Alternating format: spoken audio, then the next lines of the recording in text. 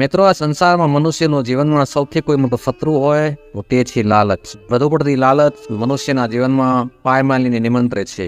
લાલચનો મતલબ સંતોષનો અભાવ. આજના વિડીયોમાં એક સુંદર વાર્તા દ્વારા આપણને જાણવા મળશે કે લોભ, વધારે પડતી લાલચ વ્યક્તિના જીવનમાં કેવી કેવી પરિસ્થિતિઓનું નિર્માણ કરી દે છે, જેની એ મનુષ્ય ક્યારે કલ્પના પણ નથી કરી હોતી. મનુષ્ય પોતાની લાલચને વશ થઈ અને વિપત પરિસ્થિતિમાં ફસાય છે. લાલચ કરવાથી વ્યક્તિને ભલે શરૂઆતમાં કદાચ થોડો વધતો લાભ થતો હોય, પરંતુ અંતે તે નુકસાનકારક જ સાબિત થાય છે. તો ચાલો શરૂ કરીએ આજની વાર્તા. એક વખતમાં પાર્વતીજી શિવ ભોલેનાથને કહે છે કે પ્રભુ, આ એક ગરીબ વ્યક્તિ ઘણા સમયથી તમારા મંદિરમાં આવી તમારા જાપ કરે છે. હું વર્ષોથી જોઈ રહી છું. તમને રોજ આવી બીલીપત્ર ચડાવે છે. તમને એના ઉપર દયા નથી આવતી? શિવ ભોલેનાથે કહ્યું, દેવી તમે દયાળુ છો એ વાત બરાબર, પણ એ વ્યક્તિના ભાગ્યમાં હાલ દૂધ સિવાય કશું નથી, અને હાલ હું એને કંઈક આપીશ તો પણ એની પાસે નહીં રહે, કારણ કે લાલચી માણસ છે. લાલચમાં બધું ગુમાવી દેશે, એટલે હાલ હું એને કંઈ પણ નહીં આપી. પણ પાર્વતીજી જીદ કરે છે કે ના, આ ગરીબને તમે ધનવાન બનાવો. પછી શિવજી પાર્વતીજીને કહે છે કે તમારે જોવું છે ને તો સારું, હું એને ધનવાન બનાવી દઉં, પણ પછી એ શું કરે છે એ તમે પણ જોઈ લેજો. આટલું કહી ભગવાન શિવે એક સાધુ મહારાજના સ્વરૂપ ધારણ કરી એ ગરીબ વ્યક્તિને રસ્તામાં મળ્યા. એ વ્યક્તિએ સાધુ મહારાજ પાસે ખાવાનું માંગ્યું કે 2 દિવસથી મેં કશું ખાધું નથી, તમે મને કંઈ ખાવાનું આપો. પછી સાધુરૂપી ભગવાન શિવે તેને પૂછ્યું કે તારા જીવનમાં શું કષ્ટ છે, શું દુઃખ છે? ત્યારે પેલા વ્યક્તિએ કહ્યું, મહારાજ આપ તો સંત છો, તપસ્વી છો, અંતર્યામી છો, શું તમે અમારા જેવા દુખિયારાઓનું દુઃખ દૂર ન કરી શકો? અને કહેવાય છે કે કોઈ વ્યક્તિ સંતના શરણમાં જાય છે તો તેનો ઉદ્ધાર થઈ જાય છે, અને કોઈ પણ વ્યક્તિને સંતનો આશીર્વાદ મળી જાય તો તેનું જીવન ધન્ય બની જાય છે. હે સંત મહાત્મા, મારો ઉદ્ધાર કરો.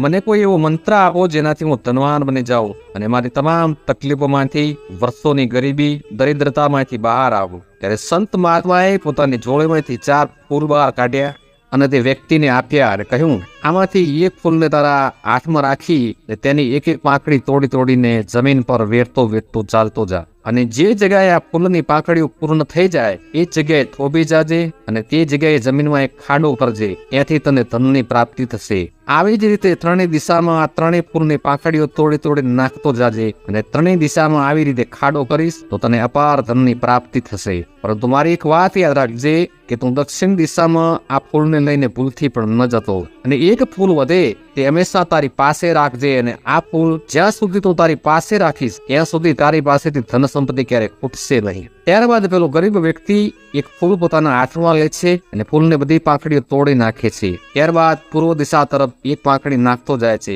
ચાલતા ચાલતા જે જગ્યાએ પાંખડી પૂરી થાય છે તે જગ્યા ઉપર તેને ખોદવાનું શરૂ કર્યું. થોડો ખાડો ખોદ્યો તો તેને ત્યાંથી કળશમાં ભરેલું સોનું અને ચાંદી મળ્યું. આટલું મળ્યા બાદ એ સોના ચાંદીથી ભરેલ કળશ પાછો ત્યાં જ જમીનમાં દાટી દે છે.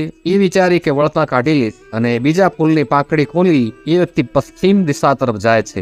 ત્યારબાદ આ વ્યક્તિ બીજા ફૂલને તોડી તેની એક એક પાંખડી વેરતો વેરતો પશ્ચિમ દિશા તરફ ચાલવા લાગે છે. ચાલતા ચાલતા જે જગ્યાએ પાંખડીઓ પૂર્ણ થાય છે તે જગ્યાએ તે ઊંભો રહે છે, ને ત્યાં એક પાવડા વડે ખોદવા લાગે છે, એટલે તેને ત્યાંથી હીરા મોતી જેવા રત્નો પ્રાપ્ત થાય છે. આ જોઈને આ વ્યક્તિ ખૂબ રાજી થઈ ગયો, અને તેણે વિચાર્યું કે અહીં તો હીરા મોતી મળ્યા છે, હવે જોવું શું કે ઉત્તર દિશા તરફ શું મળે છે. આવું વિચારીને આ વ્યક્તિએ આ ધનને પણ ત્યાં જ પાછું દાટી દીધું. તેણે વિચાર્યું કે વળતી વખતે આ બધું ધન એકઠું કરીને પોતાના ઘરે લઈ જઈશ.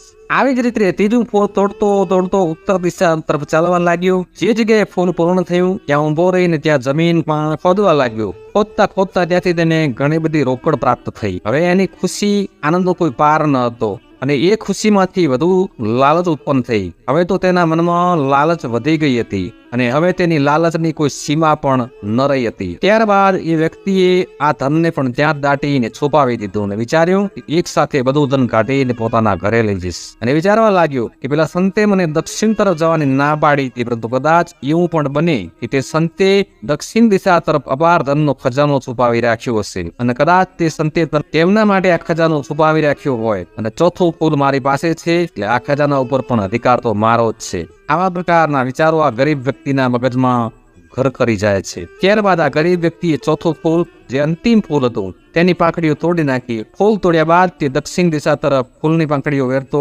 વેરતો ચાલવા લાગ્યો. જે જગ્યાએ પાંખડીઓ પૂર્ણ થઈ તે જગ્યાએ ઊભો રહ્યો અને ત્યાં તેણે જોયું તો એક વિશાળ સોનાનો દરવાજો હતો. આ દરવાજો જોઈને તે આશ્ચર્યમાં પડી ગયો. હવે અહીંથી હજુ પણ પાછો વળી જાય તો એના માટે મંગળકારી હતું, પણ લાલચ છે ને, જ્યારે મનુષ્યની આંખો પર લાલચની પટ્ટી બંધાઈ જાય પછી કશું દેખાતું નથી. ત્યારબાદ દરવાજો ખોલીને આ વ્યક્તિ અંદર ગયો અને અંદર જઈને જોયું તો એક વિશાળ મહેલ હતો. એમાં ચારે બાજુ હીરા જવેરાત જડેલા હતા. મહેલમાં તેને કોઈ જોવા ન મળ્યું ત્યારે તે વિચારવા લાગ્યું કે હવે આ મહેલ પણ મારો થઈ ગયો છે. કદાચ પેલા સંતની નજર પણ આ મહેલ ઉપર હશે, એટલા માટે તેઓ આ બાજુ આવવાની મને ના પાડતા હતા. થોડો આગળ વધ્યો ત્યારે તેને મહેલના એક રૂમમાં કંઈક અવાજ સંભળાયો. અવાજ સાંભળીને વ્યક્તિ રૂમમાં ગયો. ત્યાં જઈને જોયું તો એક વ્યક્તિ દળવાની ઘંટી ચલાવી રહ્યો હતો. જ્યારે આ વ્યક્તિ પેલો ઘંટી ચલાવવાળાને પ્રશ્ન પૂછ્યો કે તમે કોણ છો, આ મહેલનો માલિક કોણ છે અને તમે આ ઘંટી કેમ ચલાવી રહ્યા છો, ત્યારે ઘંટી ચલાવવાળો વ્યક્તિ કહેવા લાગ્યો કે હું તમારા બધા સવાલોનો જવાબ એક શરત ઉપર આપીશ. જો તમે થોડો સમય મારી જગ્યાએ બેસી આ ઘંટી ચલાવો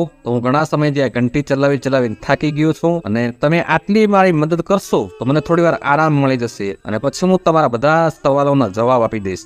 સવાલોના જવાબ મેળવવાની ઉતાવળમાં તેને હા પાડી દીધી અને આ વ્યક્તિ ઘંટી ચલાવવાનું શરૂ કર્યું. અને પેલો વ્યક્તિ ત્યાંથી ઉઠી અને એક ખૂણામાં જઈને ઉભો રહ્યો અને કહેવા લાગ્યો હવે હું તમારા પ્રશ્નોના જવાબ આપું છું, ધ્યાનથી સાંભળો. ત્યારબાદ તેણે કહ્યું કે હું પણ તમારી જેમ લાલચી માણસ હતો. મને પણ પેલા મહાત્માએ આ દિશામાં આવવાની ના પાડી હતી, પરંતુ વધારે ધન મેળવવાની લાલચમાં મને જે પહેલા બહુ ધન મળ્યું હતું એ પણ હું ખોઈ બેઠો અને આ મહેલ સુધી આવી ગયો. આ મહેલનો માલિક એ જ બને છે જે આ ઘંટી ચલાવે છે. જ્યારે આ ઘંટી બંધ થશે ત્યારે મહેલ ધરાશાયી થશે અને આ ઘંટી ચલાવવાળો વ્યક્તિ આ મહેલની અંદર દબાઈને મરણ પામશે. મારા પહેલા આ મહેલનો માલિક કોઈ બીજો લાલચુ વ્યક્તિ હતો. ત્યારબાદ હું બન્યો. હું પણ તમારી જેમ જ સંતની વાત ન માની ને અહીંયા આવ્યો હતો અને આવી રીતે અહીંયા ફસાઈ ગયો. હવે તમારી લાલચ તમને એ સુધી ખેંચી લાવી છે. હવે જ્યારે તમારા અને મારા જેવો કોઈ વધારે લોભી લાલચુ વ્યક્તિ અહીંયા આવશે અને તે આ ઘંટી ચલાવશે ત્યારે તમે અહીંથી મુક્ત થઈ શકશો. અને તમે જો કોઈ ચાલાકી કરી અને આ ઘંટી બંધ કરવાની કોશિશ કરી તો તરત જ આ મહેલ તમારા ઉપર પડી જશે અને તમે દબાઈને મૃત્યુ પામશો.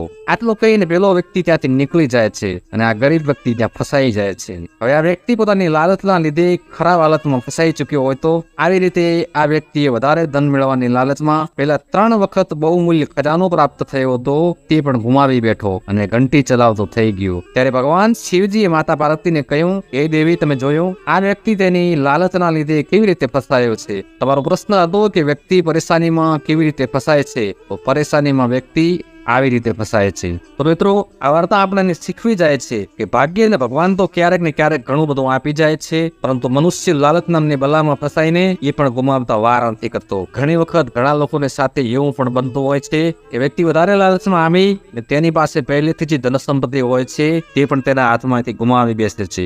લાલચ વ્યક્તિને ખરાબ કર્મો કરવા માટે પ્રેરિત કરે છે. લાલચ વ્યક્તિને ઘણી વખત પોતાનું ઈમાન વેચવા મજબૂર કરે છે. લાલચના પ્રભાવથી વ્યક્તિ પોતાના સ્નેહજનોથી દૂર થતો જાય છે. એટલા માટે વ્યક્તિએ હંમેશા લાલચથી દૂર રહેવું જોઈએ. મળીશું બીજા વિડીયોમાં આવો પ્રસંગ લઈને. ત્યાં સુધી આપ સૌને મારા જય સિયારામ.